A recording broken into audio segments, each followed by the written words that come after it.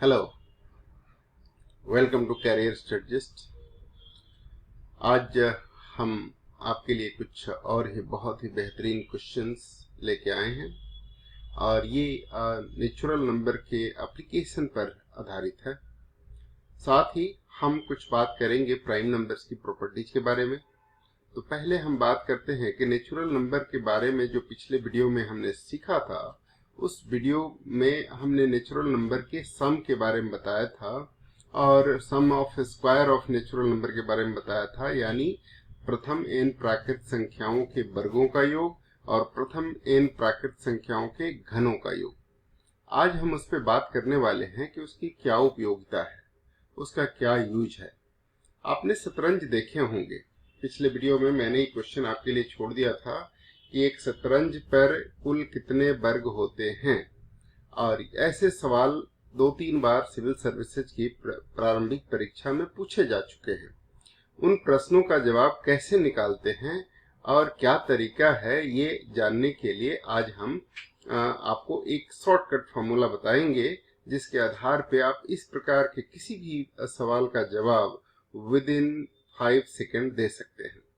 तो आज उस फॉर्मूला को जानते हैं कि क्या है और हम कैसे किसी भी ऐसे जैसे शतरंज है या इस तरह के कोई और वर्ग बना हो या खाने बने हो, तो उसमें वर्गों की संख्या और आयतों की संख्या का गणना कैसे कर सकते हैं, कैलकुलेशन कैसे कर सकते हैं। ठीक है ना। तो ये चीज हमें आज सीखना है।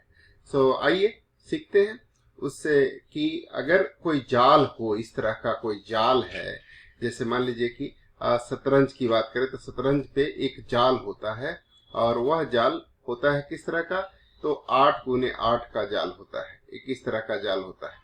ये क्वेश्चन मुश्किल क्यों है, जरा वो भी हम बताएंगे आपको कि ये आखिर ये क्वेश्चन मुश्किल क्यों है और लोग इसको इतना मुश्किल क्यों मानते हैं कि ये मुश्किल क्वेश्चन है, और यूजुअली लोग जो समझते हैं वो आंसर क्यों नहीं होता।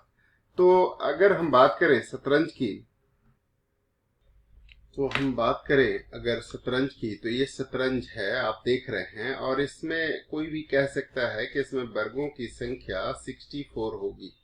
ठीक है ना। लेकिन 64 कैसे होगी, ये देखते हैं कि 64 तो ये छोटे वर्ग है। आपकी जो जानकारी है उसके हिसाब से ये छोटे वाले वर्ग जो हैं वो 64 हैं।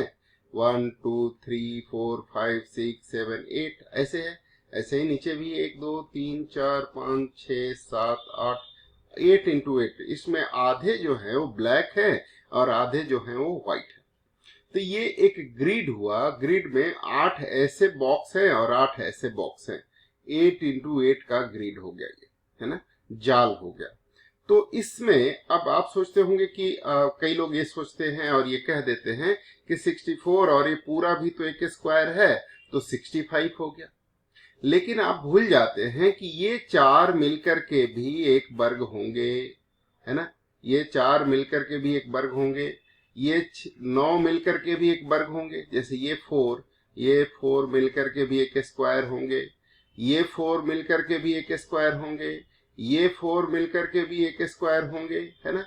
तो इस तरह से 4 ही क्यों, हम ये कहें कि ये 9 मिलकर के एक स्क्वायर होंगे, यहां से यहां तक ये 9 मिलकर के एक स्क्वायर होंगे, इसी तरह से ये 9 मिलकर के एक स्क्वायर हो सकते हैं। ठीक है ना। तो ये बहुत ही वैसे काउंट हम नहीं कर सकते। वैसे काउंट करना ये बहुत मुश्किल काम है और हम इसको काउंट नहीं कर सकते। इसके लिए हमें फॉर्मूला चाहिए, क्योंकि हमने एक बार लिया है 1 इंटू 1 का स्क्वायर, फिर 2 इंटू 2 का स्क्वायर, फिर 3 इंटू 3 का स्क्वायर। तो ऐसे कुल वर्गों की संख्या कितनी होगी ये हमें कैलकुलेट करना है। तो इसके लिए एक सूत्र होता है जिसको आप दिमाग में रख सकते हैं। ये लिखें, n इंटू एन के जाल में, जाल मतलब ग्रिड, है ना, जाल यानी ग्रिड, ग्रिड में कुल वर्गों की संख्या, कुल वर्गों की संख्या क्या होती है, तो कुल वर्गों की संख्या होती है ये 1 square plus 2 square plus 3 square, ये है, से लेकर के कहां तक कितने हैं, 8 स्क्वायर तक। और इस तरह के फॉर्मूला को कैलकुलेट करने के लिए कुल वर्गों का योग का फॉर्मूला क्या होता है? n into n plus one 2n plus one upon 6। ये फॉर्मूला आपने कल सीखा पिछली क्लास में।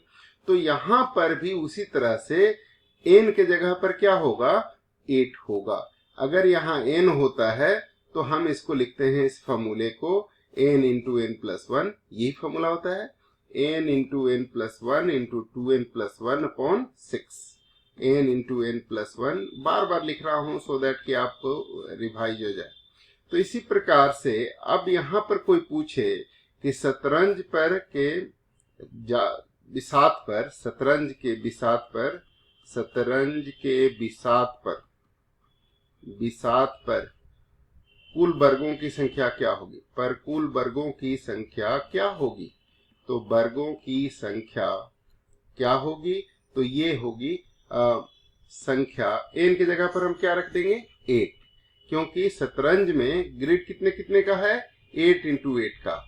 n की जगह पर 8 है तो n की जगह पर 8 रख दोगे तो 8 प्लस 1 9, 8 2 जा 16 1 17 डिवाइडेड बाई 6, 3 2 जा 6, 3 3 जा 9, 2 4 जा 8 एंड 4 3 जा 12। 12 को 17 से मल्टीप्लाई करना है। आसान तरीका क्या है? 17 को 10 से मल्टीप्लाई कर दिया 170 और 17 को फिर 2 से मल्टीप्लाई कर दिया 34। तो 170 प्लस 34 इज 204। तो ये कुल वर्गों की संख्या 204 होती है। ये सवाल था, ये इसका जवाब हो गया। इसी तरह से जरूरी नहीं है कि हमेशा ऐसा ही क्वेश्चन पूछे जाएं। एक बार क्वेश्चन पूछा गया था सिविल सर्विसेज में इस तरह से कि एक, यदि क्वेश्चन लिखता हूं, यदि 6 ऊर्ध्वाधर यानी वर्टिकल रेखाओं को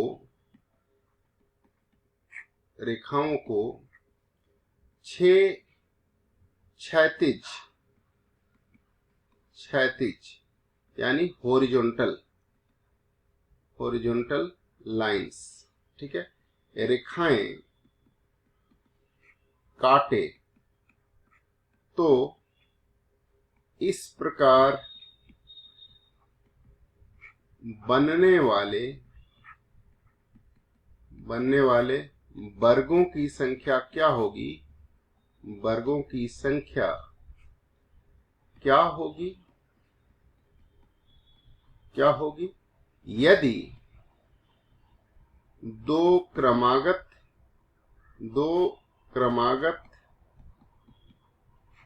उदग्र यानी दो क्रमागत उदग्र रेखाओं के बीच की दूरी, उदग्र रेखाओं के बीच की दूरी दो क्रमागत क्षैतिज रेखाओं के बीच की दूरी के बराबर, क्षैतिज रेखाओं के बीच की दूरी बराबर,